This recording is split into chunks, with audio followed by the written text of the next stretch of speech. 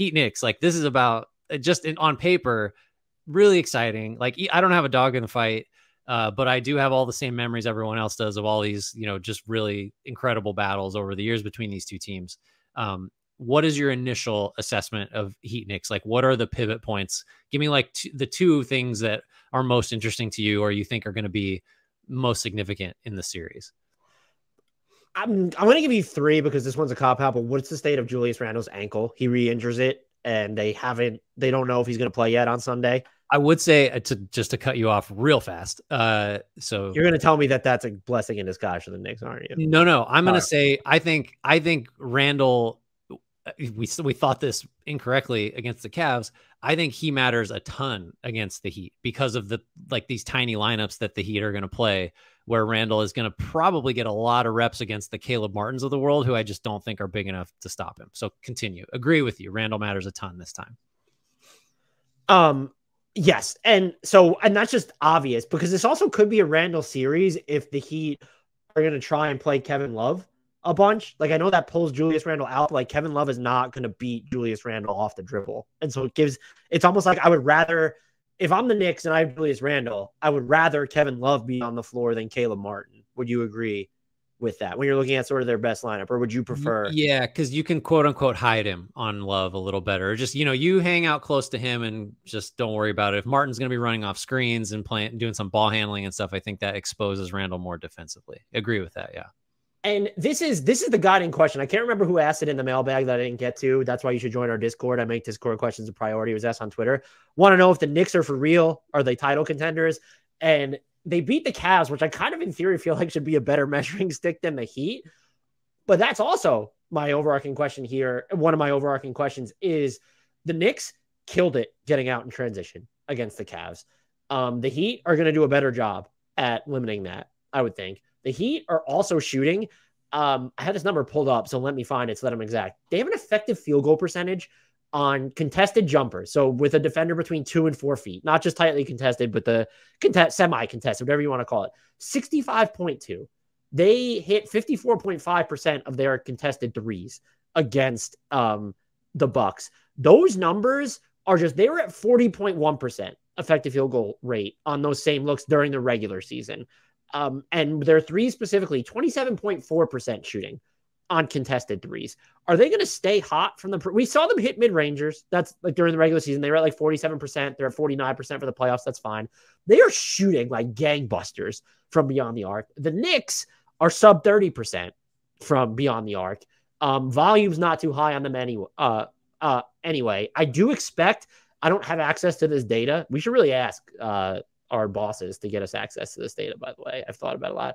I don't know how much, the Heat are going to play more zone than the Cavs did. I don't know if the Cavs, so the Knicks are going to have to up their 3-point volume. Does the perimeter shooting for either of these teams sort of normalize, I guess, is my bigger, because Miami was on fire. For as much as the Bucks might have done wrong, they were contesting a lot of the Heat's perimeter shots. Miami was just making them. 45% from 3 for the series for Miami. 45%. Right. So just shooting 54% on contested threes, and the fact that Jimmy Butler's 3-point shot is only a 16-game shot. We talk about 82-game players. Jimmy Butler's 3-pointer is a 16-game shot attempt. I'm just curious as to whether any of the shooting is going to normalize for these teams. And then my final thing would be, I know you have thoughts on Mitchell Robinson. What does sort of the lineup machinations look like in this series? They will change if Julius Randle isn't healthy, but Mitch Robinson feasted on the offensive glass against the Cavs. The Knicks had an offensive rebounding rate of nearly 50 when he was on the floor in that series. They're when him and Josh Hart were on the floor, their offensive rebounding rate, the Knicks, was 47 something. Now, the Heat could be exploited there because Bam Adebayo is not huge. And if you play Caleb Martin as your day fat, if it's Caleb Martin, Jimmy Butler, and then flesh out Kyle Lowry, Gabe Vincent, and we should mention the other obvious, they don't have Tyler Hero or Victor Oladipo, who in theory, as good as Miami has been, Tyler Hero specifically is important to both their half-court offense and their shooting. It just didn't appear that way against Milwaukee. I think that goes without saying, though. But the Knicks could really, and so I think it's the Heat, and that's my question here, is who adjusts to who more? I think it's the Heat to the Knicks, to where I would almost bet that this is a more of a Kevin Love series to start than I would think, because of how concerned they are about Mitchell Robinson just cleaning up the offensive glass. And if you also have to kind of juxtapose that against how good the Knicks were in transition during this series, which was a big part of it. And I know I'm throwing all these factors out. RJ Barrett, final 3 games, 65% shooting on drives. That's his decision-making there got so much better. If he's going to play like that, which is that another reason to why, if you're the Heat, like, you do kind of lean on zone at points, because do you trust RJ Barrett to bust that up? I don't. In transition, like, it's different, but do you trust him to bust that up in the half court? I don't know. So this series is fascinating to me. It would be my most compelling second round series if Nuggets Suns didn't exist. But like, those are just, as I'm spewing thoughts here. I didn't share too much about Mitchell Robinson because I know you have like real takes about Mitchell Robinson. There's so much, but I think ultimately, to wrap this up, is I think it ends up being the Heat that adjust more to the Knicks based not only on personnel, but what we just saw the Knicks do against the Cavaliers. Yeah, I think, what's my overarching thought? I think who defends Jimmy Butler? Probably a good question. But. Right. Well, yeah, if Jimmy Butler's going to do this, it doesn't matter what anybody else does. Like, right? That's just, I mean, he's the best player in the playoffs, full stop. Devin Booker is second, I guess, so far, but there's just nobody else even remotely close to that. So that's where the analysis, the quote unquote analysis of this series starts, which is, if Jimmy Butler is the best player on planet Earth, nothing else really matters even close to as much. Let's see. I'm not going to rule it out. Like, why would you rule it out? I don't. He did this against a Bucks team that, in theory, should have been able to stop him from doing what he did. So anyway, Butler is just too good to even discuss as a factor, because it's binary. If he's great, the Heat are terrifying. If he's not, then the Heat are 44-38, and their offense sucks like it did all season. So I think it's probably the Heat that adjust. I do think I kind of trust them to make some adjustments, because they showed it against the Bucks fairly often. So I'll just start with this, because I had to write it down when you were talking about it, because I was going to slip out of my brain. I think I was all over the place. I would apologize, but I'm also not sorry. So no, you're not. Well, there's a lot to talk about and unpack for this series. So I think one interesting thing to me is, can Adebayo pull Mitchell Robinson away from the basket like he did with Brook Lopez by being the primary ball handler during key stretches of the Bucks series, and especially late in game 5? Because Robinson and Lopez kind of serve similar purposes. Like, they're just going to deter penetration and let you shoot pull-ups, or Robinson probably gets out to is capable of bothering pull-ups more than Lopez. I should have looked up the inside 10 feet shooting defensive field goals against. But so that's something to look at for me.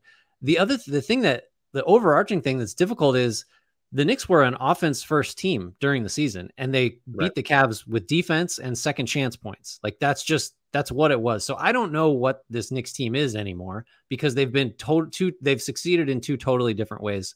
I think, so to talk about the offensive rebounds, the Heat were 4th in opponent offensive rebound rate allowed. So the Heat controlled the defensive boards during the season way better than the Cavs did, despite being way smaller. Because on paper, it's like, well, Jared Allen, Evan Mobley, they should have a way better chance of controlling the defensive glass than the Heat do, because the Heat play Adebayo, who's undersized as a 5, and they spend a ton of time with 4 guards, and not just 4 guards, but like Vincent, Lowry, and Strus are among that group. And those guys are all basically point guard size. Strus, I guess, is like a shooting guard size, and he plays a little bigger sometimes, but I mean, the Heat are tiny. They're a tiny team, so they'll have to play zone, which, by the way, playing zone really makes it difficult to box out.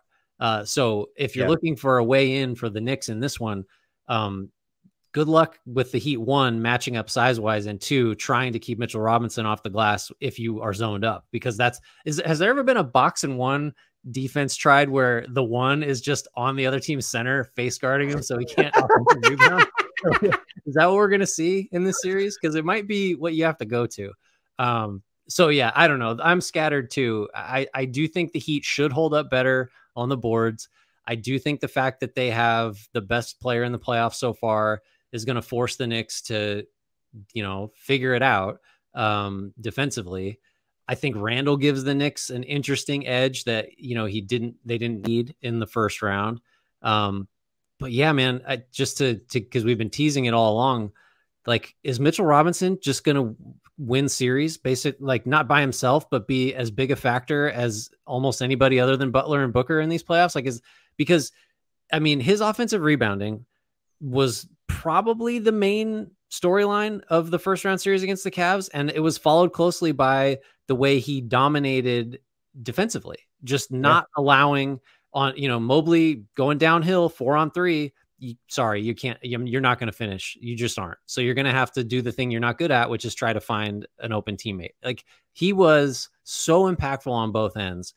Can he do 80% of that against the Heat? And if he can, then maybe the Knicks just win this one in 5 too. I don't know. The other thing is the shooting, the Heat's shooting. Like, they can't shoot this way. They just can't. They didn't all year. They got better, the last dozen or 20 games or whatever it was. But this offense was terrible. They damn near didn't make the playoffs at all because they turned in just an absolute dud in the first play-in game and lost because they couldn't score against a bad Atlanta defense. So, like, we may be doing a lot of hemming and hawing, and the Heat just turned back into the regular season versions of themselves, and this is not interesting. So we got a comment. What do you want? We got a few. Go ahead. I've been talking for long enough. It's overarching. What? Arching, Dan? That there's no hard CH in there. Keep up the huggable snarls, Jens. Great works. Thank you, Jamie O'Grady. I missed the Cauldron. I wrote for the Cauldron a couple times way back when. So it's overarching. Is that what we want me to say? I'm going to say overarching too. I don't know if that's grammatically correct, but I'll go either way on that. The one thing I have to add about Mitchell Robinson, do you know what the Cavs shot against him at the rim in that first round series? 46.2%, Dan. Did I just stun you with a stat? 31.8%. Damn it. I had inside 6 feet. Sorry. Even worse at the rim. 57 players are contesting at least 3 shots at the rim in the playoffs. 31.8%, not surprisingly, leads that entire field. And it's not even close for second place. Royce O'Neal's in second place, by the way, because he only played 4 games, but whatever. So he was fantastic. I do think Hold on, Jamie, we agree. I agree. It is Ching. It's not arcing. I'm with you. So it's overarching. That's what we're settling on. It arches over everything, Dan. Like, everything is underneath the arch. Overarching. I talk too fast to pronounce things correctly.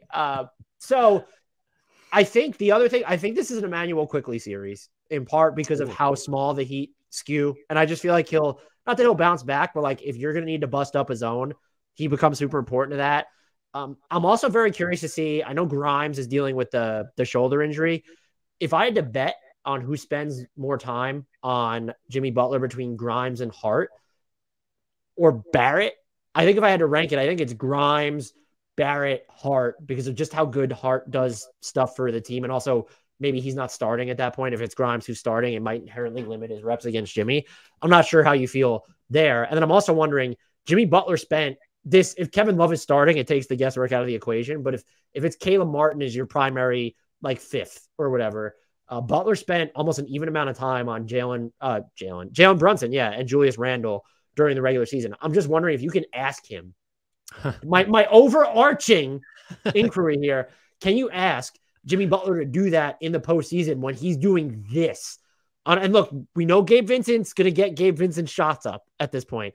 Like, unless Kyle Lowry has the pull-up going, or you're going to have, and we saw Bam run some point guard against the Bucks late in games, you're going to maybe need to lean on that a little bit more heavily if you need Jimmy, because Jalen Brunson's legit in the sense that I thought there were some times he deviated from his usual script against Cleveland and was kind of like, faux aggressive, whereas like he just wasn't capitalizing on the attention that the Cavs were throwing his way. But 9.8 times out of 10, he's going to do that. And so like if you throw Butler on him, it's a solution where, okay, well, we don't have to trap or blitz him as much, but then it's, oh, fuck, like, now we're reliant on everyone else to make decisions. And Jimmy Butler is going to be, I know it's Jimmy Butler, but like the guy has an endurance tank. And I can't imagine it's just always full. Maybe I'm wrong, but those are my last overarching thoughts on this series. I wonder if the Heat will double Brunson a little more and just see if the other Knicks players can facilitate. I wonder if that's an adjustment. I wonder if the Heat will play, or if the Knicks on the other side will play some zone or some weird box and one stuff on Butler and just hope somebody else can try to score. Can you play zone against this version of Miami's offense? I don't know. I don't know what the version is. Is it going to be the team that shoots? Because you can't do it if they're going to shoot 45% from three. That's for damn sure. Yeah, I don't know. I think the Butler. Well, you would agree that I'm pinging all over the place, but that's this series. There's like no central focus. It's just pinball. Talking about the Brunson matchup, you would agree that you sort of have to put size on Brunson, right? Otherwise, his mid-post game is it's too difficult to stop. Like you have to put a bigger guy if you're going to single cover him. So the problem with the Heat is Jimmy Butler is the bigger guy, because otherwise it's maybe Lowry is sturdy enough to just knock him off his spots, but that feels like a big ask. So I like, you can't put Gabe Vincent on Brunson. So you either got, I think if I'm trying to draw up a way for the Heat to succeed defensively, which I don't even know if that's the most important like side of the floor for the series, you got to either get the ball out of Brunson's hands and make other Knicks try to chew moving the ball or finding shooters or attacking, or you just have to put Jimmy Butler on Brunson, because I think he's going to eat up whatever smaller guys you try to put on him if he gets into that mid post and low post area. Because he's already so good at scoring against guys that are his size or a little bigger. If you put, if it's Strus, if it's Vincent, if Hero's not in this series, but if you'd had Hero switched onto him, that would have just been a feast of like pivots and, fade away right shoulder stuff, or left shoulder stuff, I guess, for him. So yeah, maybe Butler has to. And you know what? I bet he wants to. I bet Butler is relishing the idea of just playing 45 minutes and having to do everything on both ends. Oh, wow. Is he on a minutes restriction? Yeah.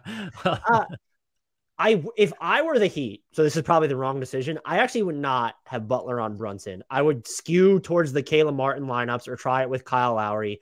I would send help, and then I would I would task Jimmy Butler with, can he take away their second best decision maker, whether it's Julius Randle or RJ Barrett? And then does that help you pitch in on the offensive, on the defensive glass? So let's have him, because he's so strong, has some size, to help gang rebound against Mitchell Robinson.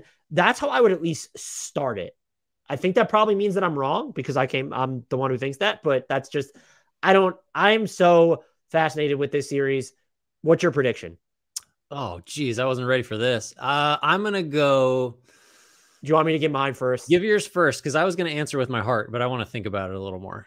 I'm not sure. This is probably mostly my heart speaking. I'm going to go Knicks in 5. No, I'm just Knicks in 7.